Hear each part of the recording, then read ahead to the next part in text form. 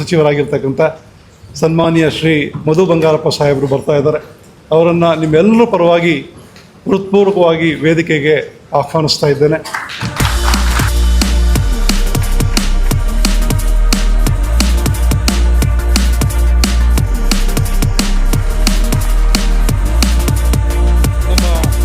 ಈ ವರ್ಷ ಏನು ನಾವು SSLC ಫಲಿತಾಂಶವನ್ನು ಉತ್ತಮಪಡಿಸಬೇಕು ಅಂಥೇಳಿ ಕಾರ್ಯಾಗಾರನ ಕೊಡ್ತಾ ಇದ್ದೀವಿ. ಇದಕ್ಕೆಲ್ಲವಕ್ಕೂ ಸಹ ಪ್ರೇರಣೆ ನೀಡ್ತಾ ಇರ್ತಕ್ಕಂಥವ್ರು ನಮ್ಮ ಮಾನ್ಯ ಶಿಕ್ಷಣ ಸಚಿವರು. ಪ್ರತಿ ಸಾರಿನೂ ಸಹ ನಡೆದಂಥ ಸಭೆಯಲ್ಲಿ ನಡೀತಾ ಇರ್ತಕ್ಕಂಥ ಸಭೆಯಲ್ಲಿ SSLC ಫಲಿತಾಂಶದ ಬಗ್ಗೆ ವಿಶೇಷ ಕಾಳಜಿಯನ್ನು ಸರ್ ವಹಿಸ್ತಾ ಇರ್ತಾರೆ ಮತ್ತು ನಮ್ಮನ್ನೆಲ್ಲ ಕೇಳ್ತಾ ಇರ್ತಾರೆ, ಹೇಗೆ ನೀವು ಬೋರ್ಡಿಂದ ಏನೇನು ಅನುಕೂಲ ಮಾಡಿಕೊಡ್ತಾ ಇದ್ದೀರಿ ಶಿಕ್ಷಕರಿಗೆ ಅಂತ ಹೇಳ್ಬಿಟ್ಟು. ಸೊ ನಾವು ಮಾಡಿಕೊಟ್ಟಿರ್ತಕ್ಕಂಥ ಎಲ್ಲ ಉಪಯೋಗಗಳನ್ನು ನಾವು ನಿಮ್ಮ ಮುಂದೆ ಮಂಡಿಸ್ತಾ ಇದ್ದೀವಿ.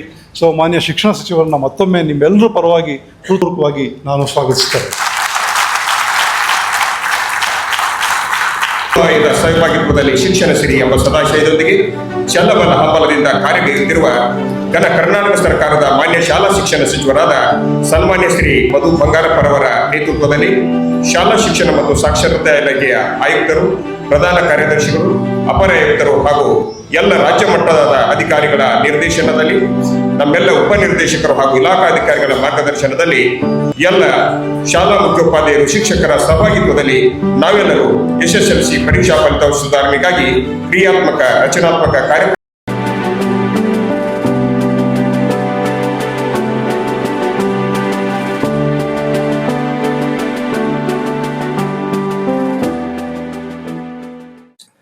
ನಮ್ಮ ಶಾಲಾ ಶಿಕ್ಷಣ ಇಲಾಖೆ ವತಿಯಿಂದ ವಿಭಾಗೀಯ ಮಟ್ಟದಲ್ಲಿ ಸಂಪನ್ಮೂಲ ಶಿಕ್ಷಕರ ಕಾರ್ಯಾಗಾರವನ್ನ ಏನು ತಾವೆಲ್ಲರೂ ಕೂಡ ಈ ಕಾರ್ಯಕ್ರಮದಲ್ಲಿ ನಮ್ಮ ಪ್ರಿನ್ಸಿಪಲ್ ಸೆಕ್ರೆಟರಿ ಆಗಿರ್ತಕ್ಕಂಥ ಶ್ರೀಮತಿ ರಶ್ಮಿ ಮಹೇಶ್ವರ್ ಅವರೇ, ಶ್ರೀಯುತ ಪ್ರಕಾಶ್ ನಿಟ್ಟಾಲಿ ಅವರೇ, ಈ ಕಡೆ ಭಾಗದ ACP ಅವರಾಗಿರ್ತಕ್ಕಂಥ ಶ್ರೀಯುತ ಈಶ್ವರ್ ಅವರೇ, ಅದೇ ರೀತಿ ಶ್ರೀಯುತ ಗೋಪಾಲ್ ಕೃಷ್ಣ ಅವರೇ ಹಾಗೂ ಕೃಷ್ಣೋಜಿ ಅವರೇ, ಹಾಗೂ ಇಲ್ಲಿ ಬಂದಿರತಕ್ಕಂಥ ಎಲ್ಲ DDPIs ಇದ್ದಾರೆ, BOs ಇದ್ದಾರೆ, ಡಿಸ್ಟ್ರಿಕ್ಟಿನ ರಿಸೋರ್ಸ್ ಪರ್ಸನ್ಸ್ ಇದ್ದಾರೆ, ತಾಲೂಕು ಮಟ್ಟದ ಎಲ್ಲ ಸಬ್ಜೆಕ್ಟಿನ ರಿಸೋರ್ಸ್ ಪರ್ಸನ್ಸ್ ಇರ್ಬೋದು. ಎಲ್ಲರೂ ಸೇರಿ ಸುಮಾರು 4 ಡಿವಿಷನ್, ಬೆಳಗಾವಿ, ಚಿಕ್ಕೋಡಿ, ಸಿರ್ಸಿ ಮತ್ತೆ ಕಾರವಾರ, ಸುಮಾರು 492 ಅಂದ್ರೆ 500 ಜನರು ಏನು ತಾವೆಲ್ಲರೂ ಕೂಡ ಶಿಕ್ಷಕರು ಇವತ್ತು ಈ ಕಾರ್ಯಕ್ರಮದಲ್ಲಿ ತಾವೆಲ್ಲರೂ ಕೂಡ ಬಂದಿದ್ರಿ. ಮೊದಲೇದಾಗಿ ನಿಮಗೆ ವಿಶೇಷವಾಗಿರ್ತಕ್ಕಂಥ ಗೌರವನ್ನ ಈ ಸಂದರ್ಭದಲ್ಲಿ ಕೊಡ್ಲಿಕ್ಕೆ ಇಷ್ಟಪಡ್ತೀನಿ. ಮತ್ತೆ ಈ ಕಾರ್ಯಕ್ರಮ ನಮ್ಮ ಮಕ್ಕಳಿಗೆ ವಿಶೇಷವಾಗಿ ಸಹಕಾರ ಆಗ್ತಕ್ಕಂಥ ರೀತಿಯಲ್ಲಿ ಆಗ್ಲಿ ಅಂತಕ್ಕಂಥದ್ದನ್ನು ಕೂಡ ನಾನು ಈ ಸಂದರ್ಭದಲ್ಲಿ ಹೇಳಲಿಕ್ಕೆ ಇಷ್ಟಪಡ್ತೀನಿ. ನಾನು ಹೆಚ್ಚು ಸಮಯ ತಗೊಳ್ಳೋದಕ್ಕೆ ಹೋಗೋದಿಲ್ಲ. ಅಧಿವೇಶನ ಇಲ್ಲಿ ನಡೀತಾ ಇತ್ತು. ನಾನು ಇದು ಮೊಟ್ಟ ಮೊದಲ ಬಾರಿಗೆ ಅನ್ಸುತ್ತೆ, ಫಸ್ಟ್ ಟೈಮ್ ಅಲ್ಲ ಇದು ಮಾಡ್ತಾ ಇರೋದು ಇಡೀ ರಾಜ್ಯದಲ್ಲಿ. ಮುಂಚೆ ವರ್ಷ ಮಾಡ್ತಾ ಇದ್ವು, ಮುಂಚೆ ಯಾವತ್ತು ಮಾಡ್ತಾ ಇರ್ಲಿಲ್ಲ. ಆದ್ರೆ ಬಹಳ ಒಳ್ಳೆ ಒಂದು ಕಾರ್ಯಕ್ರಮವನ್ನ ನಮ್ಮ ಇಲಾಖೆ ವತಿಯಿಂದ ಇವತ್ತು ಎಲ್ಲ ಡಿವಿಷನ್ ವೈಸು ಮತ್ತೆ ಇವತ್ತು ಈ ಡಿವಿಷನ್ ಅಲ್ಲಿ, ಮೊನ್ನೆ ಶಿವಮೊಗ್ಗದಲ್ಲೂ ಕೂಡ ಮಾಡಿದ್ರು. ಶಿವಮೊಗ್ಗ, ಚಿತ್ರದುರ್ಗ, ದಾವಣಗೆರೆ, ಚಿಕ್ಕಮಗಳೂರು ಸೇರಿತಾ ಇಲ್ಲ 3 ಜಿಲ್ಲೆಗಳನ್ನ ಮಾಡಿರ್ತಕ್ಕಂಥದ್ದು. ಮತ್ತು ಮೈಸೂರಲ್ಲೂ ಕೂಡ ಅಧಿಕಾರಿ ವರ್ಗದವರೆಲ್ಲ ಹೋಗಿದ್ರು. ಆದ್ರೆ ಇದು ನನಗೆ ಬಹಳ ಸಂತೋಷ ಕೊಡ್ತಕ್ಕಂಥ ಒಂದು ಕಾರ್ಯಕ್ರಮ ಅಂತ ಹೇಳಿ ಭಾವಿಸ್ತೇನೆ. ಯಾಕೆಂದ್ರೆ ಇದು ಬಹಳ ಮುಖ್ಯವಾಗಿರ್ತಕ್ಕಂಥ ಒಂದು ಹಂತ ಮಕ್ಕಳಿಗೆ ಅವರ ಒಂದು ಪರೀಕ್ಷೆಗೆ ಹೋಗ್ತಕ್ಕಂಥ ಪೂರಕವಾಗಿ ಅವರಿಗೆ ಸಿದ್ಧತೆಯನ್ನ ಮಾಡ್ಕೊಡ್ತಕ್ಕಂಥದ್ದು. ಯಾಕೆಂದ್ರೆ ನಾನು ತುಂಬಾ ಡೆಪ್ತ್ ಆಗಿ ಹೋಗೋದಿಲ್ಲ ನಾನು ಸಬ್ಜೆಕ್ಟ್ ಬಗ್ಗೆ ಎಲ್ಲ. ಮತ್ತೆ ಇವತ್ತು ಎಲ್ಲ ಯಾಕಂದ್ರೆ ಸಾಯಂಕಾಲದವರೆಗೂ ಕೂಡ ನಿಮ್ಗೆಲ್ಲ ಬೇರೆ ಬೇರೆ ಯಾವ ರೀತಿ ಮಾಡ್ಬೇಕು, ಯಾವ ರೀತಿ ಕಾರ್ಯಕ್ರಮನ ಮಾಡ್ಬೇಕು, ಯಾವ ರೀತಿ ಮಕ್ಕಳಿಗೆ ಸಹಕಾರ ಆಗ್ತಕ್ಕಂಥದ್ದು ರೀತಿಯಲ್ಲಿ ನೀವು ಅಲ್ಲಿ ಹೋಗಿ ಬೇರೆ ಟೀಚರ್ಸ್ ನ ಟ್ರೈನ್ ಮಾಡಿ ಮಕ್ಕಳಿಗೆ ಯಾವ ರೀತಿ ಆ ಸಹಕಾರ ಟ್ರಾನ್ಸ್ಫರ್ ಆಗ್ಬೇಕು ಅಂತಕ್ಕಂಥದ್ದು ಕಾರ್ಯಗೃಹದಲ್ಲಿ ಮಾತಾಡ್ತಾರೆ. ನಾನು ಅದನ್ನ ಹೆಚ್ಚು ಮಾತಾಡೋದಕ್ಕೆ ಹೋಗೋದಿಲ್ಲ. ಆದ್ರೆ ಬಹಳ ಸಂತೋಷ ಆಗ್ತದೆ. ಇವತ್ತು ಶಿಕ್ಷಣ ಇಲಾಖೆಯಲ್ಲಿ ಏನೋ ಒಂದು ಭವಿಷ್ಯ ಕಾಣ್ತಾ ಇದೆ. ಮುಂಚೆ ಎಲ್ಲ ಸ್ವಲ್ಪ ಸರ್ಕಾರಿ ಶಾಲೆ ಅಂತ ಹೇಳಿದಾಗ ಒಂದು ಭಾವನೆ ಬೇರೆ ಬೇರೆ ರೂಪದಲ್ಲಿತ್ತು. ಅದು ಕಾರಣ ಅದು ಎಲ್ಲರೂ ಕೂಡ ನಮ್ಮಂತ ಮಿನಿಸ್ಟ್ರಿ ಇರ್ಬೋದು, ಸರ್ಕಾರಗಳು ಇರ್ಬೋದು, ನಾವೆಲ್ಲರೂ ಸೇರಿ ಈ ಹಂತಕ್ಕೆ ತಂದಿರ್ತಕ್ಕಂಥದ್ದು. ಬಹಳ ಕಾಂಪಿಟೇಷನ್ ಇರ್ತಕ್ಕಂಥ ಒಂದು ವ್ಯವಸ್ಥೆ ಇರ್ತದೆ ಯಾವತ್ತೂ ಕೂಡ, ನಾನು ಇಲ್ಲ ಅಂತ ಹೇಳೋದಿಲ್ಲ. ಆದ್ರೆ ಮಕ್ಕಳ ಭವಿಷ್ಯವನ್ನ ತಂದೆ ತಾಯಿಯವರು ನಮ್ಮ ಕೈಲಿ ಕೊಟ್ಟಾಗ ಅದನ್ನ ನಾವು ಹೆಚ್ಚು ನಮ್ಮ ಸ್ವಂತ ಮಕ್ಕಳಕ್ಕಿಂತಲೂ ಹೆಚ್ಚು ರೆಸ್ಪಾನ್ಸಿಬಿಲಿಟಿ ತಗೊಳ್ಬೇಕಾಗ್ತದೆ. ಇಲ್ಲಾಂದ್ರೆ ಅದ್ರ ಜವಾಬ್ದಾರಿ ಪಾಪ ತಂದೆ ತಾಯಿಯವರು ಗ್ರಾಮೀಣ ಭಾಗದಲ್ಲಿ ಬಿಟ್ಟು ಬಿಡ್ತಾರೆ. ಅವ್ರಿಗೇನು ತಂದೆ ತಾಯಿಯವರಿಗೆ ಮಕ್ಕಳು ಶಾಲೆಗೆ ಹೋಗ್ಬಿಟ್ರೆ ಅವ್ರು IAS ಆಫೀಸರ್ ಆಗ್ತಾರೆ ಅನ್ನೋದು ಒಂದು ಭಾವನೆ ಮೇಲೆ ಇವತ್ತು ಕೂಡ ಸಾಮಾನ್ಯ ಜನರು ಬದುಕ್ತಾ ಇದ್ದಾರೆ. ಅದು ಅನಿವಾರ್ಯ, ಏನು ಮಾಡೋದಕ್ಕಾಗೋದಿಲ್ಲ. ಆದ್ರೆ ಅವ್ರನ್ನ ಆ ದಡ ಸೇರ್ಸ್ತಕ್ಕಂಥ ಕೆಲಸವನ್ನ ವ್ಯವಸ್ಥಿತವಾಗಿ ನಾವೇನಾದ್ರು ಮಾಡ್ಲಿಲ್ಲ ಅಂತ ಹೇಳಿದ್ರೆ ನಮ್ಮ ಇಲಾಖೆ ಮತ್ತೆ ಆ ಸಂಪೂರ್ಣವಾಗಿರ್ತಕ್ಕಂಥ ವ್ಯವಸ್ಥೆ ಕೊಲಾಪ್ಸ್ ಆಗ್ಬಿಡ್ತದೆ. ನಾನು ಬಹಳ ದೊಡ್ಡ ಇಲಾಖೆ, ತಮಗೆಲ್ಲ ಗೊತ್ತಿದೆ. ನಮ್ಮ ಶಿಕ್ಷಣ ಇಲಾಖೆ ಅಂತ ಹೇಳಿದ್ರೆ 46,000. ಇಲ್ಲಿ ನಿಮಗೆ ಸುಮಾರು 18,000 ಶಾಲೆಗಳು ಬರ್ತಾವೆ. ಗೌರ್ಮೆಂಟ್ ಸರ್ಕಾರಿ ಶಾಲೆನೇ ಸುಮಾರು 11,000 ಇದೆ. ಏಡೆಡ್ 1,900 ಮತ್ತು ಅನ್ಏಡೆಡ್ ಶಾಲೆಗಳು ಸುಮಾರು 3,900 400 ಶಾಲೆಗಳಿದಾವೆ ಇಲ್ಲಿ ಈ ಕಡೆ ಭಾಗದಲ್ಲಿ. ಸುಮಾರು ಮಕ್ಕಳು ಸ್ಟೂಡೆಂಟ್ ಕೂಡ 27 ಲಕ್ಷ ಮಕ್ಕಳು ಅಂತ ಹೇಳಿದ್ರೆ ಬಹಳ ಒಂದು ನಂಬರ್ ಕೂಡ ಬಹಳ ದೊಡ್ಡ ಮಟ್ಟದಲ್ಲಿ ಇರ್ತದೆ. ಸುಮಾರು ಒಂದು ವರ್ಷ ನಮ್ಮ ಇಲಾಖೆಯಲ್ಲಿ ಇರ್ತಕ್ಕಂಥ ತೊಂದರೆಗಳಿರ್ಬೋದು, ಶಿಕ್ಷಕರಿಗೆ ಇರ್ತಕ್ಕಂಥ ತೊಂದರೆಗಳಿರ್ಬೋದು, ಇಲಾಖೆ ಒಳಗೆ ಇನ್ಫ್ರಾಸ್ಟ್ರಕ್ಚರ್ ಇರ್ಬೋದು, ಮತ್ತೆ ನಾವು ಕಲಿಕೆ ಮಾಡ್ತಕ್ಕಂಥ ಹೇಳ್ಕೊಡ್ತಕ್ಕಂಥ ರೀತಿ ನೋಡಿದಾಗ ಅದು ಎಲ್ಲೋ ಒಂದು ರೀತಿಯಲ್ಲಿ ಸ್ವಲ್ಪ ಬದಲಾವಣೆಯನ್ನ ತರಬೇಕಾಗ್ತದೆ. ಅದಕ್ಕೆಲ್ಲದೂ ಕೂಡ ನಾವೆಲ್ಲ ಟೀಮ್ ವರ್ಕ್ ಕೆಲಸ ಮಾಡಿದ್ರೆ ಮಾತ್ರ ಅದು ಸಾಧ್ಯ ಆಗ್ತದೆ. ಇದು ಕೂಡ ಒಂದು ಉದಾಹರಣೆ. ನಾವೇನು ಇವತ್ತು ಕಾರ್ಯಕ್ರಮವನ್ನು ಮಾಡ್ತಾ ಇದೀವಿ ಅದನ್ನೆಲ್ಲದೂ ಕೂಡ ನಾವು ಶಿಕ್ಷಕರ ಟ್ರಾನ್ಸ್ಫರ್ಸ್ ಆಗ್ಲಿ ಇದನ್ನೆಲ್ಲೂ ಕೂಡ ನಾನು ಹೆಚ್ಚು ಚರ್ಚೆ ಮಾಡೋದಕ್ಕೆ ಹೋಗೋದಿಲ್ಲ. ಸಾಕಷ್ಟು ಸುಧಾರಣೆಯನ್ನ ತರ್ತಕ್ಕಂಥದ್ದಾಗ್ಲಿ, ಮತ್ತೆ ನಿಮ್ಮ 7th ಪೇ ಇರ್ಬೋದು, ಮತ್ತೆ ಪೇ ಇರ್ಬೋದು, ಎಲ್ಲ ಹಂತದಲ್ಲೂ ಕೂಡ ನಾವು ಏನ್ ಕೆಲಸ ಮಾಡಬೇಕು. ಬಹಳ ಕಷ್ಟ, ಬಹಳ ಸಮಸ್ಯೆಗಳಿದಾವೆ, ಇಲ್ಲ ಅಂತ ಹೇಳೋದಿಲ್ಲ. ಅದರಲ್ಲಿ ನಮ್ಮ ಮಾನ್ಯ ಸಿದ್ದರಾಮಯ್ಯ ಅವರು ಕೂಡ ವಿಶೇಷವಾಗಿ ನನಗೆ ಇಲಾಖೆಯನ್ನ ಕೊಡ್ತಕ್ಕಂಥ ಸಂದರ್ಭದಲ್ಲಿ ಹೇಳಿಕೊಟ್ರು, ಮಧು ಸಮಸ್ಯೆಗಳು ಜಾಸ್ತಿ ಇದಾವೆ, ತೊಂದರೆಗಳಿದ್ದಾವೆ, ಆದ್ರೆ ಒಂದು ವಿಶ್ವಾಸ ನಾವು ಕೊಡ್ಬೇಕಾಗ್ತದೆ. ಯಾಕೆಂದ್ರೆ ಮಕ್ಕಳು ನಮ್ಮ ಮೇಲೆ ನಂಬ್ಕೊಂಡು ಬಂದ್ಬಿಡ್ತಾರೆ. ಯಾರಿಗೋ ದುಡ್ಡಿರೋರಿಗೆ ಒಂದು ಪ್ರೈವೇಟ್ ಶಾಲೆಯಲ್ಲಿ ಹೋಗ್ತಾರೆ, ಏನ್ ತೊಂದರೆ ಏನಾಗೋದಿಲ್ಲ, ಅವ್ರು ಹೆಂಗ್ ಬೇಕಾದ್ರೆ ಬದುಕೊಳ್ತಾರೆ. ಎಜುಕೇಶನ್ ಕೂಡ ಅವ್ರಿಗೆ ಕೊಡ್ತಕ್ಕಂಥದ್ದು ವ್ಯವಸ್ಥೆ. ಆದ್ರೆ ಬಡವರು ಆರ್ಥಿಕವಾಗಿ ಕಷ್ಟ ಇದ್ದು ಮಕ್ಕಳ ಭವಿಷ್ಯನ ಇಟ್ಕೊಂಡು ಮಕ್ಕಳು ಹೆತ್ತದ ಮೇಲೆ ಏನೋ ಒಂದು ಮಕ್ಕಳ ಭವಿಷ್ಯನ ಕಾಣ್ತಕ್ಕಂಥ ಸಂದರ್ಭ ನಮ್ಮ ಇಲಾಖೆಗೆ ಕೊಟ್ಟಾಗ ನಮ್ಮ ಜವಾಬ್ದಾರಿ ಹೆಚ್ಚಾಗ್ತದೆ. ಅದಕ್ಕೆ ಸ್ವಲ್ಪ ನೋಡ್ಕೊಂಡು ಹಂತವಾಗಿ ಮಾಡಿ ಅಂತ ಹೇಳಿ. ನಿಮಗೆಲ್ಲ ಗೊತ್ತಿದೆ, ಸ್ವಲ್ಪ ನಾ ಬಂದ್ಮೇಲೆ ಈ ಎಕ್ಸಾಮಿನೇಷನ್ ಏನೋ ಪವಿತ್ರತೆಯನ್ನ ಕಾಪಾಡ್ತಕ್ಕಂಥ ವೆಬ್ಕಾಸ್ಟಿಂಗ್ ಮಾಡಿರೋದಾಗ್ಲಿ, ಇದನ್ನೆಲ್ಲ ಅನಿವಾರ್ಯವಾಗಿ ಮಾಡ್ಬೇಕಾಯ್ತು. ಅವಾಗ ಸಾಕಷ್ಟು ಕುಸಿತ ಬಂತು ನಮ್ಮ ರಿಸಲ್ಟ್ ಅಲ್ಲಿ. ಕುಸಿತ ಬಂದಾಗ ನನಗೆ CM ಅವ್ರು ಸ್ವಲ್ಪ ನನ್ನ ಮೇಲೆ ಬೇಜಾರು ಮಾಡ್ಕೊಂಡ್ರು. ನಾನು ಇದನ್ ಬೇರೆ ಕೊಟ್ಬಿಟ್ಟೆ, ಏನು ಗ್ರೇಸ್ ಮಾರ್ಕ್ಸ್ ಕೊಟ್ಬಿಟ್ಟೆ. ಈ ಗ್ರೇಸ್ ಅನ್ನೋದು ಮರ್ತು ಬಿಡ್ರಿ, ನಿಮ್ ಡಿಕ್ಷನರಿಯಲ್ಲಿ ಗ್ರೇಸ್ ಅನ್ನೋದೇ ಇರಲ್ಲ. ಯಾಕಂದ್ರೆ ಅಷ್ಟು ನಾನು ನೀ ಎಲ್ಲರ ಪರವಾಗಿ ಅದ್ ನಾನು ಯಾಕೆ ಬಯಸ್ಕೊಂಡ ಗೊತ್ತಿಲ್ಲ. ನಿಮ್ ತಪ್ಪು ಅಂತಾನೂ ಹೇಳಂಗಿಲ್ಲ, ತಪ್ಪಿದ್ರು ಕೂಡ ನಮ್ ಸಿಸ್ಟಮ್ ಅಲ್ಲಿ ತಪ್ಪಿದ್ರೂ ಹೇಳಕ್ಕಾಗಲ್ಲ. ಆದ್ರೆ ಅನಿವಾರ್ಯವಾಗಿ ಏನಾಗ್ತದೆ, ನಮ್ಮ ಮಕ್ಕಳನ್ನ ಕಾಪಿ ಹೊಡೆದು ಮಾಡ್ಬಿಟ್ರೆ ಅವ್ರ ಜೀವನದಲ್ಲಿ ಅವತ್ತು ಯಾರು ಕೂಡ ಸಕ್ಸಸ್ ಆಗೋದಿಲ್ಲ. ಫೇಲ್ ಆದ್ರೂ ಪರವಾಗಿಲ್ಲ. ನಮ್ಮ ತಂದೆ ಬಂಗಾರಪ್ಪಾಜಿ ಅವ್ರು ನನಗೆ ಹೇಳಿದ್ರು, ನಾನು ಫೇಲ್ ಆಗಿದ್ದೀನಿ, ಇಲ್ಲ ಅಂತ ಹೇಳಲ್ಲ. ಫೇಲ್ ಆದಾಗ ಮತ್ತೆ ಕಟ್ಕೋ, ವಿಶ್ವಾಸ ಇಟ್ಕೋ ಅಂತ ಹೇಳಿದ್ರೆ ಹೊರತು ಯಾವತ್ತು ಕೂಡ ಯಾವ್ದೋ ಒಂದು ಕಾಪಿ ಹೊಡೆದೋ ಇಲ್ಲ ಯಾರಿಗೋ ಫೋನ್ ಮಾಡಿ ಇನ್ಫ್ಲೂಯೆನ್ಸ್ ಮಾಡಿ, ಅವಾಗೆಲ್ಲ ವ್ಯವಸ್ಥೆ ಇತ್ತು, ಅಡ್ಜಸ್ಟ್ಮೆಂಟ್ ಮಾಡಿ ಏನೋ ಪಾಸ್ ಮಾಡಿಸ್ಬಿಡ್ಬೋದಾಯ್ತು. ಯಾವತ್ತು ಕೂಡ ನಮ್ಮ ತಂದೆಯವರು ಬಂಗಾರಪ್ಪಾಜಿ ಅವ್ರು ಮಾಡ್ಲಿಲ್ಲ. ಅವಾಗ ನಾನು ಅದನ್ನ ನಿಜವಾಗ್ಲೂ ನೆನ್ಸ್ಕೊಳ್ಬೇಕಾತ. ಅದೆಲ್ಲ ನನಗನ್ಸುತ್ತೆ, ಅದೆಲ್ಲ ನಮಗೆ ಉದಾಹರಣೆ. ಇವತ್ತು ನಾನೇನಾದ್ರು ಇವತ್ತು ಇಲ್ಲಿ ನಿಂತ್ಕೊಂಡಿದ್ದೀನಿ, ಈ ಇಲಾಖೆನ, ಇಂಥ ದೊಡ್ಡ ಇಲಾಖೆಯನ್ನ ನಾವು ನಡೆಸ್ತೀವಿ ಅಂತ ಹೇಳಿದ್ರೆ ಎಲ್ಲೋ ಒಂದು ವಿಶ್ವಾಸವನ್ನ, ಪರವಾಗಿಲ್ಲ ಧೈರ್ಯವಾಗಿ ಹೋಗಿ, ಫೇಲ್ ಆಗಬಾರದು. ಇವತ್ತು ನಾವು ಈ ಕಾರ್ಯಕ್ರಮ ಮಾಡತಕ್ಕಂಥದ್ದು ನಾವು ಫೇಲ್ ಆಗ್ಬಾರ್ದು ಅಂತ ಹೇಳಿ ಮಾಡ್ತಾ ಇರೋದು. ಹೆಂಗೆ ಕಲಿಕೆನ ಮೇಲ್ ತರ್ತಕ್ಕಂಥದ್ದು. ಆಮೇಲೆ ಒಂದ್ ಹೇಳ್ತೀನಿ, ನಿಮಗೆ ಅದ್ ಕೆಪಾಸಿಟಿ ಇದೆ. ನಾನು ಎಲ್ಲೇ ಹೋದ್ರೂ ಒಂದು ಮಾತನ್ನು ಹೇಳ್ತೀನಿ, ಬೆಸ್ಟ್ ಟೀಚರ್ಸ್ ಎಲ್ಲಿದ್ದಾರೆ ಅಂದ್ರೆ ನಮ್ಮ ಸರ್ಕಾರಿ ಶಾಲೆ ಬಿಟ್ರೆ ನಿಮಗೆ ಎಲ್ಲೂ ಈ ರಾಜ್ಯದಲ್ಲಾಗ್ಲಿ ದೇಶದಲ್ಲಾಗ್ಲಿ ಸಿಗೋದಿಲ್ಲ. ಯಾಕಂದ್ರೆ ನೀವೆಲ್ಲ ಸ್ವಂತ ವಿವೇಚನದ ಮೇಲೆ, ಶಕ್ತಿ ಮೇಲೆ, ಬಡತನ ಇರ್ಬೋದು, ನಿಮ್ಮ ತಂದೆ ತಾಯಿಯವ್ರು ಕಷ್ಟಪಟ್ಟು ನಿಮ್ಮನ್ನೆಲ್ಲ ಬೆಳೆಸಿರ್ತಾರೆ. ನೀವು ಸ್ವಲ್ಪ ಯೋಚನೆ ಮಾಡಿದ್ರೆ ನನಗೂ ಗೊತ್ತಾಗುತ್ತೆ. ಯಾಕಂದ್ರೆ ನಾನು ಕೂಡ ಬಂದ್ಮೇಲೆ ಈ ಏನು ಸರ್ಕಾರಿ ನೌಕರಿ ಆರ್ಡರ್ನ ಧಾರವಾಡದಲ್ಲಿ ಕೊಟ್ಟೆ. ನಾನು ಕೊಡ್ಬೇಕಾದ್ರೆ ಹೆಂಗೆ ಅವ್ರು ತಗೊಂಡ್ರು ಕಣ್ಣಲ್ಲಿ ನೀರ್ ಹಾಕಿ ಅಂತ ಹೇಳಿ ನನಗೆ ಗೊತ್ತಿದೆ ಅದನ್ನ. ಯಾಕೆಂದ್ರೆ 1.5 ವರ್ಷ, 2 ವರ್ಷ, 3 ವರ್ಷ ಅದು ಡಿಲೇ ಬೇರೆ ಆಯ್ತು. ಕಷ್ಟಪಟ್ಟು ಓದಿರ್ತಾರೆ, ಅದ್ರಲ್ಲಿ ಹ್ಯಾಂಡಿಕ್ಯಾಪ್ಸ್ ಇದ್ರು, ಅದ್ರೊಳಗೆ ಎಲ್ಲಾ ತರದ ಜನರು. ಒಂದ್ ಕಡೆಗೆ ಮಕ್ಕಳಿಗೆ ಪಾಠ ಹೇಳ್ಕೊಡ್ತಕ್ಕಂತ ಆಸೆ, ಇನ್ನೊಂದ್ ಕಡೆಗೆ ಸರ್ಟಿಫಿಕೇಟ್ ಇಲ್ಲದೆ ಹೋಗೋದಕ್ಕಾಗೋದಿಲ್ಲ. ಕೆಲ್ಸನೂ ಸಿಕ್ಕಿದೆ, ಆದ್ರೆ ಕೋರ್ಟಿನ ನಿರ್ಬಂಧನೆಯಿಂದ ಅದೆಲ್ಲ ನಿಂತು ಹೋಗಿತ್ತು. ತಮಗೆಲ್ಲ ಮೋಸ್ಟ್ಲಿ ನಿಮ್ ಮಾಹಿತಿ ತಗೊಂಡಿರ್ತೀರಿ, ಯಾರು ಸ್ನೇಹಿತರು ಬಂದು ಈ ಕಡೆ ಏನು ಆ ನೌಕರಿ ಆರ್ಡರ್ನ ತಗೊಂಡು ಹೋದಾಗ ಇದೆಲ್ಲ ಕಷ್ಟಪಟ್ಟು ಅದನ್ನ ನಾವು ಮಕ್ಕಳಿಗೆ ಟ್ರಾನ್ಸ್ಫರ್ ಮಾಡಲಿಲ್ಲ ಅಂದ್ರೆ ಮಕ್ಕಳನ್ನ ಮುಂದೆ ಅದನ್ನ ಭವಿಷ್ಯಕ್ಕೆ ತಗೊಂಡು ಹೋಗ್ಲಿಲ್ಲ ಅಂತ ಹೇಳಿದ್ರೆ ಬಹಳ ಕಷ್ಟ ಆಗುತ್ತೆ. ನೀವು ಯಾರದೇ ಇನ್ಫ್ಲೂಯೆನ್ಸ್ ಇಟ್ಕೊಂಡು ಬಂದವರಲ್ಲ. ಅದಕ್ಕೆ ನಮ್ಮ ರೆಸ್ಪಾನ್ಸಿಬಿಲಿಟೀಸ್ ಜಾಸ್ತಿ ಆಗ್ತದೆ. ಮಕ್ಕಳು ಪಾಠ ಹೇಳ್ಸ್ಕೋಬೇಕು ಅಂದ್ರೆ ಅವ್ರು ನಿಮ್ಮ ಹತ್ರನೇ ಬರ್ಬೇಕು, ಇನ್ ಯಾರ ಹತ್ರ ತಂದೆ ತಾಯಿಯವರು ಹೇಳ್ಕೊಡೋದಕ್ಕಾಗೋದಿಲ್ಲ. ಆ ಕಾರ್ಯ ಏನಾದ್ರು ಮಾಡ್ಬೇಕು, ಆ ಭವಿಷ್ಯವನ್ನ ರೂಪಿಸ್ತಕ್ಕಂಥ ಕೆಲಸ ಏನಾದ್ರು ಸಾಧ್ಯ ಇದ್ರೆ ಅದು ನಿಮ್ಮಂತ ಗುರುಗಳಿಂದನೇ ಸಾಧ್ಯ ಹೊರತು ಇನ್ಯಾರಿಂದನೂ ಸಾಧ್ಯ ಇಲ್ಲ.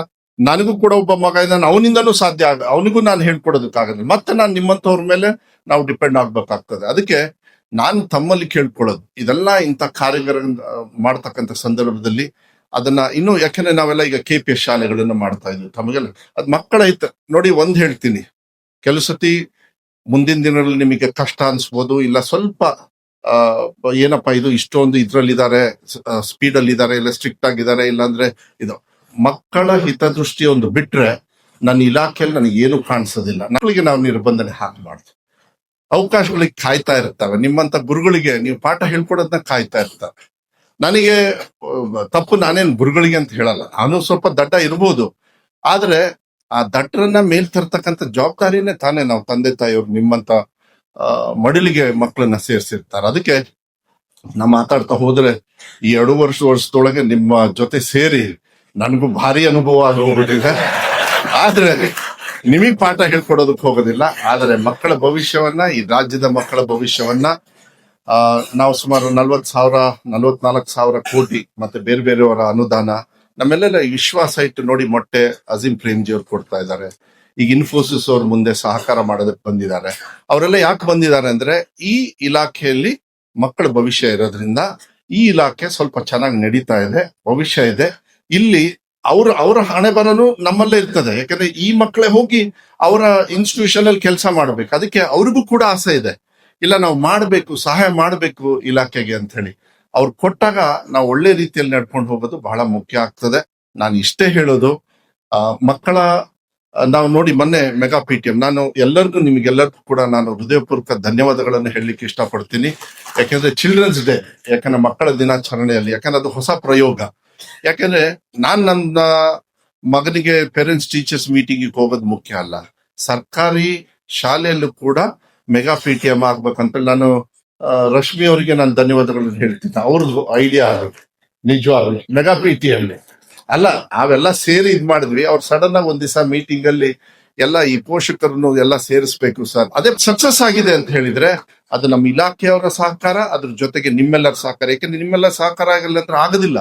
ಯಾಕಂದ್ರೆ ತಂದೆ ಅವ್ರನ್ನೆಲ್ಲ ಕೂಡಿಸ್ಬೇಕಲ್ಲ. ಒಂದು ಅಟ್ಲೀಸ್ಟ್ ಒಂದು 60% ಕೆಲವು ಕಡೆಗೆ 80% ಬಂದಿದ್ದಾರೆ, ಕೆಲವು ಕಡೆಗೆ ಸ್ವಲ್ಪ ಹೆಚ್ಚು ಕಮ್ಮಿ ಆಗಿದೆ. ಅದನ್ನ ನಾವೇನ್ ಅವ್ರಿಗೆ ಹೆಂಗೆ ಮೇಲ್ ದರ್ಜೆಗೆ ತರಬೇಕೋ ಆ ಶಾಲೆಗಳನ್ನ ತರನ. ಕೆಲವರೆಲ್ಲ ಆಸಕ್ತಿನೇ ಇಲ್ಲ ಟೀಚರ್ಸ್, ಅದು ಹಂಗ ಆಗ್ಬಾರ್ದು. ಯಾಕಂದ್ರೆ ಎಲ್ಲಾ ಕಡೆನೂ ಸಮಾನತೆ ಕೊಡ್ಬೇಕು. ಈಗ ಒಂದು ಸಿಂಪಲ್, ನನಗೆ ವಿಧಾನಸೌಧದಲ್ಲಿ ಏನ್ ಪ್ರಶ್ನೆ ಕೇಳ್ತಾರೆ, ಯಾಕೆ ದಾಖಲಾತಿ ಕಮ್ಮಿ ಇದೆ? ದಾಖಲಾತಿ ವಿಶ್ವಾಸ ನಮ್ಮೇಲೆ ಇಲ್ಲ ಅಂದ್ರೆ, ನೀವು ಕೆಟ್ಟದ ನಾನು ಬೆಸ್ಟ್ ಟೀಚರ್ ಅಂದ್ಮೇಲೆ ನೀವು ಚೆನ್ನಾಗಿ ಹೇಳ್ಕೊಡಲ್ಲ ಅಂತ ಪ್ರಶ್ನೆನೇ ಬರಲ್ಲ. ನೀವು ಚೆನ್ನಾಗಿ ಹೇಳ್ಕೊಟ್ಟೆ ಕೊಡ್ತೀರಿ. ಆದ್ರೆ ರಿಸಲ್ಟ್ ಅಲ್ಲಿ ನಮ್ಮ ವ್ಯವಸ್ಥೆಯಲ್ಲಿ ನಮ್ಮ ಇನ್ಫ್ರಾಸ್ಟ್ರಕ್ಚರ್ ಇರುವುದಿಲ್ಲ ಅಂತ ಹೇಳೋದಿಲ್ಲ. ದಾಖಲಾತಿ ಕಮ್ಮಿ ಆಗೋದಕ್ಕೆ ನನ್ಕಿಂತ ಬುದ್ಧಿವಂತರು ನೀವೇ ಇದ್ದೀರಿ, ಚೆನ್ನಾಗಿದ್ದೀರಿ, ನಿಮಗೆಲ್ಲ ಗೊತ್ತಿದೆ. ಈಗೆಲ್ಲ KPS ಶಾಲೆ ಮಾಡ್ತೀವಿ, ದಾಖಲಾತಿ ಜಾಸ್ತಿ ಆಗ್ತದೆ. ಬೈಲಿಂಗ್ವಲ್ ಕೊಟ್ಟೆ, ಹೇಳಿದ್ರು ಇವರೆಲ್ಲ ಕನ್ನಡ ಮೀಡಿಯಂ ಕ್ಲೋಸ್ ಮಾಡೋ ಪ್ರಶ್ನೆನೇ ಬರೋದಿಲ್ಲ. ಒಂದ್ ತಿಳ್ಕೊಳ್ಳಿ, ನಾವು ಸ್ವಂತವಾಗಿ ಯಾವುದು ಕೂಡ. ಆದ್ರೆ ಮಕ್ಕಳ ಭವಿಷ್ಯಕ್ಕೆ ಅವಶ್ಯಕತೆ ಇರತಕ್ಕಂತ ಸರ್ಕಾರಿ ಶಾಲೆಯಲ್ಲಿ ಕೊರತೆ ಏನಿತ್ತು, LKG UKG ಕೊರತೆ ಇತ್ತು. ನೀವೆಲ್ಲ ಹೈಸ್ಕೂಲ್ ಅಲ್ಲಿ ಇದ್ರು ಕೂಡ LKG UKG ಇಂದಾನೆ ಈಗ ಫಸ್ಟ್ ಸ್ಟ್ಯಾಂಡರ್ಡ್ ಬರೋದು, ಫಸ್ಟ್ ಸ್ಟ್ಯಾಂಡರ್ಡ್ ಇಂದಾನೆ ನಿಮಗೆ ಹೈಸ್ಕೂಲಿಗೆ ಬರೋದು, ಹೈಸ್ಕೂಲಿಂದಾನೆ PUC ಹೋಗೋದು. ಇದೆಲ್ಲ ಇರೋದ್ರಿಂದ ಆ ಹಂತದಲ್ಲಿ ಎಲ್ಲೆಲ್ಲಿ ಕೊರತೆ ಇತ್ತು ಅದೆಲ್ಲದೂ ಕೂಡ ನೀಗಿಸ್ತಕ್ಕಂಥ ಕೆಲಸವನ್ನ ಮಾನ್ಯ ಮುಖ್ಯಮಂತ್ರಿಗಳ ಸಹಕಾರದಿಂದ ನಮ್ಮ ಸರ್ಕಾರದಲ್ಲಿ ಅದನ್ನ ಮುಂದುವರಿಸಿಕೊಂಡು ಹೋಗ್ತಕ್ಕಂಥ ಕೆಲಸವನ್ನ. ದಾಖಲಾತಿ ಚೆನ್ನಾಗಾಗ್ಬೇಕಂದ್ರೆ ನನಗನ್ಸುತ್ತೆ ಕ್ವಾಲಿಟಿ ರಿಸಲ್ಟ್ ಬರ್ಬೇಕು, ಮಕ್ಕಳಿಗೆ ತೊಂದರೆ ಆಗ್ಬಾರ್ದು ಅಂತ ಹೇಳಿ. ಮತ್ತೆ ನಾನು ನಿಮಗೆ ಮತ್ತೆ ಶುಭಾಶಯಗಳನ್ನ ಹೇಳ್ಬೇಕಾಗುತ್ತೆ. 2ನೇ ಎಕ್ಸಾಮ್ 3ನೇ ಎಕ್ಸಾಮ್ ನಿಮಗೆ ಒತ್ತಡ ಆಗಿರ್ಬೋದಿಲ್ಲ ಅಂತ ಹೇಳಲ್ಲ, ಆದ್ರೆ ಫೇಲ್ ಯಾಕೆ ಆಗಿದ್ದಾರೆ ಅಂತ ಹೇಳಿ ಮತ್ತೆ ನಾನು ನಿಮ್ಮ ಅಡಿಲಿಗೆ ಹಾಕ್ಬೇಕಲ್ಲ, ಕರೆಕ್ಟ್ ತಾನೆ?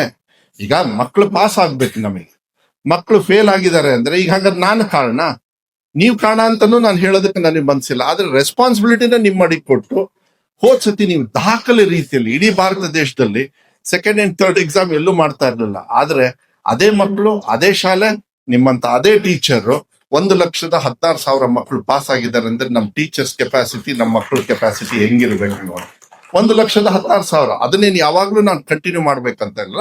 ಒಂದು ಹಂತಕ್ಕೆ ಬಂದ್ಮೇಲೆ ಮತ್ತೆ ಕಾನೂನನ್ನ ಬದಲಾವಣೆ ಮಾಡ್ತಕ್ಕಂಥ ವ್ಯವಸ್ಥೆಯನ್ನ ನನಗೆ ವಿಶ್ವಾಸ ಇದೆ. ಆದಷ್ಟು ಬೇಗ ನಾವೆಲ್ಲರೂ ಕೂಡ ಸೇರಿದ್ರೆ ಒಳ್ಳೆ ರಿಸಲ್ಟ್ ಕೊಟ್ರೆ ಸರ್ಕಾರದಲ್ಲೂ ಅವಾಗ ವಿಶ್ವಾಸ ಬರುತ್ತೆ. ಓ ನೋಡಿ, ನಾವು ಊಟ ಕೊಡ್ತೀವಿ, ಬಟ್ಟೆ ಕೊಡ್ತೀವಿ, ಶೂಸ್ ಕೊಡ್ತೀವಿ, ಸಾಕ್ಸ್ ಕೊಡ್ತೀವಿ, ಬೆಳಗ್ಗೆ ಹಾಲು ಕೊಡ್ತೀವಿ, ಈಗ ಫ್ರೀ ಕರೆಂಟ್ ಶಾಲೆ ಕೊಡ್ತಾ ಇದೀವಿ, ಕಂಪ್ಯೂಟರ್ ವ್ಯವಸ್ಥೆನೂ ಕೂಡ ಮುಂದಿನ ವರ್ಷ ಎಲ್ಲ ಸ್ವಲ್ಪ ಈ ಹಿಂಗೆ ಕಲಿಕೆಗೆ ಒತ್ತನ್ನ ಕೊಡ್ತಾ ಇದೀವಿ.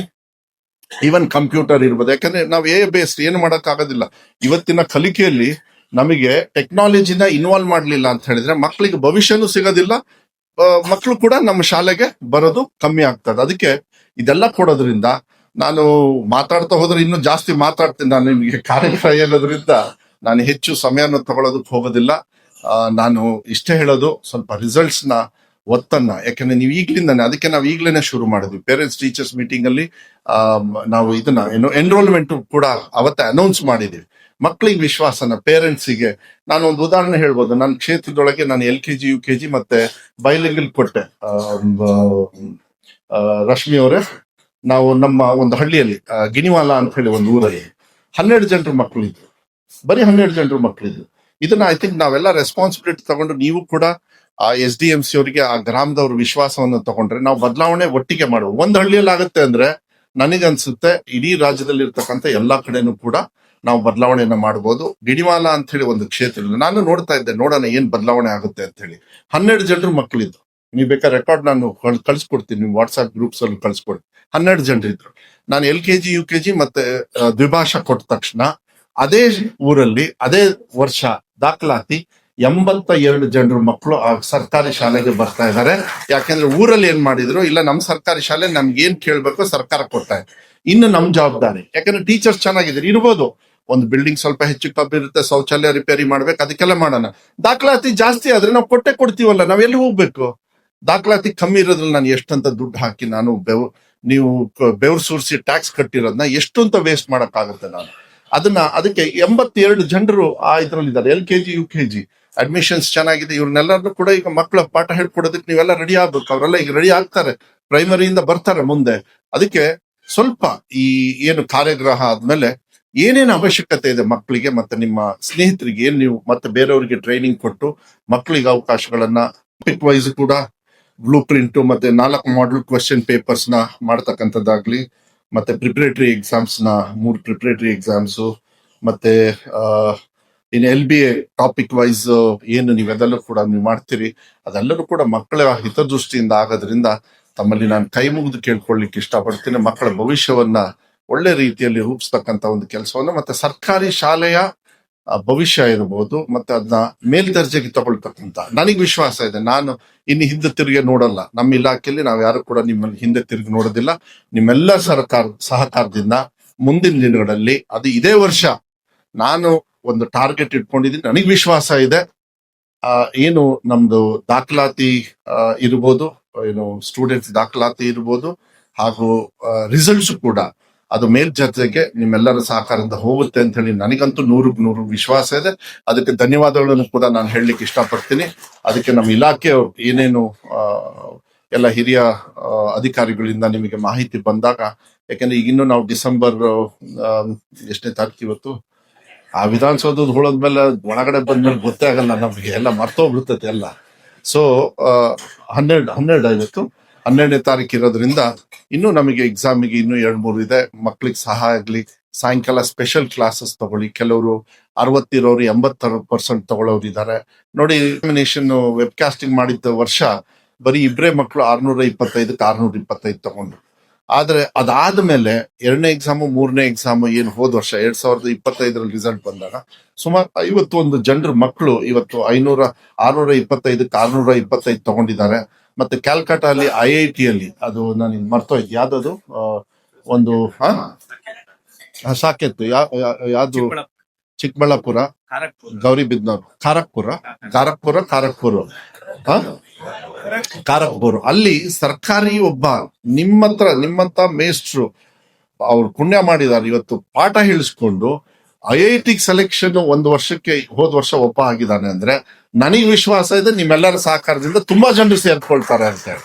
ಅದಕ್ಕೆ ನಾವು ವ್ಯವಸ್ಥೆಯನ್ನ ನಾವು ಕೊಡ್ತಕ್ಕಂಥದ್ರಲ್ಲಿ ಇವತ್ತು ಇದನ್ನ ಅರ್ಥಪೂರ್ಣವಾಗಿ ನಾವು ತಗೊಂಡು ಹೋಗ್ಬೇಕು ಅಂತ ಹೇಳಿ ತಮ್ಮಲ್ಲಿ ಮನವಿಯನ್ನ ಮಾಡ್ಲಿಕ್ಕೆ ಇಷ್ಟಪಡ್ತಾರೆ. ನಾವು ವಾಪಸ್ ಹೋಗ್ಬೋದಾಗಿತ್ತು, ಆದ್ರೆ ಇಂಥ ಕಾರ್ಯಕ್ರಮ ಇದೆ ಅಂತ ಹೇಳಿದ್ರು. ನಾಳೆ ನನಗೆ ಹುಬ್ಳಿಯಲ್ಲಿ ಬರೋದಕ್ಕೆ ಸ್ವಲ್ಪ ತೊಂದರೆ ಆಗ್ಬೋದು, ನೋಡೋಣ, ಬಂದ್ರು ಬರ್ಬೋದು. ಇಲ್ಲಿ ಇದೆ ಅಂತ ಹೇಳಿದಕ್ಕೆ ತಡ ಆದ್ರೂ ಪರವಾಗಿಲ್ಲ, ನಾನ್ ನಿಮ್ಮನ್ನೆಲ್ಲ ಭೇಟಿ ಮಾಡ್ಬೇಕು, ನಾನೇ ಮನವಿ ಮಾಡ್ಬೇಕು. ಯಾಕಂದ್ರೆ ನೀವೆಲ್ಲ ಸಹಕಾರ ಮಾಡ್ತಾ ಇದ್ರಿ, ನಮ್ಮ ಇಲಾಖೆ ಸಂಪೂರ್ಣವಾಗಿ ಅದರ ಜವಾಬ್ದಾರಿಯನ್ನ ಹೆಚ್ಚಾಗಿ ತಗೊಂಡು ನಾಳೆ ದಿವಸ ಸರ್ಕಾರಿ ಶಾಲೆನೇ ಭವಿಷ್ಯ ನಮಗೆ ಅಂತ ಹೇಳಿ ಮಕ್ಕಳಿಗೆ ಆ ಒಂದು ವಿಶ್ವಾಸವನ್ನ ಕೊಡ್ತಕ್ಕಂಥ ಕೆಲಸದಲ್ಲಿ ನಿಮ್ಮ ಜವಾಬ್ದಾರಿ ಹೆಚ್ಚಿದೆ ಅಂತಕ್ಕಂಥದ್ದನ್ನ ಈ ಸಂದರ್ಭದಲ್ಲಿ ಹೇಳ್ತಾ, ಏನೇನು ಇವತ್ತು ಕಾರ್ಯಕ್ರಮದಲ್ಲಿ ತಗೊಳ್ತಾರೆ ಅದನ್ನ ಒಳ್ಳೆ ರೀತಿಯಲ್ಲಿ ಮಕ್ಕಳಿಗೆ ಟ್ರಾನ್ಸ್ಫರ್ ಆಗಿ ಅವರಿಗೆ ಶಿಕ್ಷಣದಲ್ಲಿ ಉಪಯೋಗ ಆಗ್ತಕ್ಕಂಥ ಒಂದು ವ್ಯವಸ್ಥೆ ಎಲ್ಲ ಆಗ್ಲಿ ಅಂತಕ್ಕಂಥದ್ದನ್ನ ಹೇಳ್ತಾ ನಾನು ಹೆಚ್ಚು ಮಾತಾಡೋದಕ್ಕೆ ಹೋಗುದಿಲ್ಲ. ನನಗೆ ಒಂದು ರಿಸಲ್ಟ್ ಚೆನ್ನಾಗ್ ಆಗ್ಬೇಕಾಗ್ತದೆ, ಮತ್ತೆ ಅದೇ ರೀತಿ ಎನ್ರೋಲ್ಮೆಂಟ್. ಯಾಕೆಂದ್ರೆ ರಿಸಲ್ಟ್ ಬಂದ್ರೆ ಆಟೋಮೆಟಿಕ್ ಆಗಿ ಎನ್ರೋಲ್ಮೆಂಟ್ ಬರುತ್ತೆ. ಮಕ್ಕಳನ್ನ ಯಾಕೆ ಕಳ್ಸಲ್ಲ ನಾವು, ಸರ್ಕಾರಿ ಶಾಲೆಗೆ ಯಾಕೆ ಕಳ್ಸಲ್ಲ, ಇದೆ ಇಷ್ಟಕ್ಕೆ. ಅದಕ್ಕೆ ಅದನ್ನ ಜವಾಬ್ದಾರಿಯನ್ನ ರಿಸಲ್ಟ್ ಮಾಡಿದ್ರೆ ಆಟೋಮೆಟಿಕ್ ಆಗಿ ಎನ್ರೋಲ್ಮೆಂಟ್ ಕೂಡ ಅದು ಚೆನ್ನಾಗಿ ಬರುತ್ತೆ ಅಂತಕ್ಕಂಥದ್ದು ವಿಶ್ವಾಸದ ಮೇಲೆ ಹೇಳ್ತಾ, ನಾನು ಇಲಾಖೆಗೆ ನಾನು ಸಂಪೂರ್ಣವಾಗಿ ನಾನು ಶಕ್ತಿ ಮೀರಿ ಕೆಲಸವನ್ನ, ನಿಮಗೂ ಕೂಡ ಎಲ್ಲಾ ರೀತಿಯ ಸಹಕಾರವನ್ನ ಮಾಡ್ತಕ್ಕಂಥದ್ದನ್ನ ಆ ಜವಾಬ್ದಾರಿಯನ್ನ ತಗೊಳ್ತಾ ನಿಮ್ಮೆಲ್ಲರ ಸಹಕಾರವನ್ನು ಬೇಡಿ ವೇದಿಕೆ ಮೇಲೆ ಇರ್ತಕ್ಕಂಥ ಎಲ್ಲ ಅಧಿಕಾರಿ ವರ್ಗದವರಿಗೂ ಕೂಡ ಎಲ್ಲರಿಗೂ ವಂದಿಸಿ ನನ್ನ ಮಾತನ್ನ ಮುಗಿಸ್ತೇನೆ. ನಮಸ್ಕಾರ.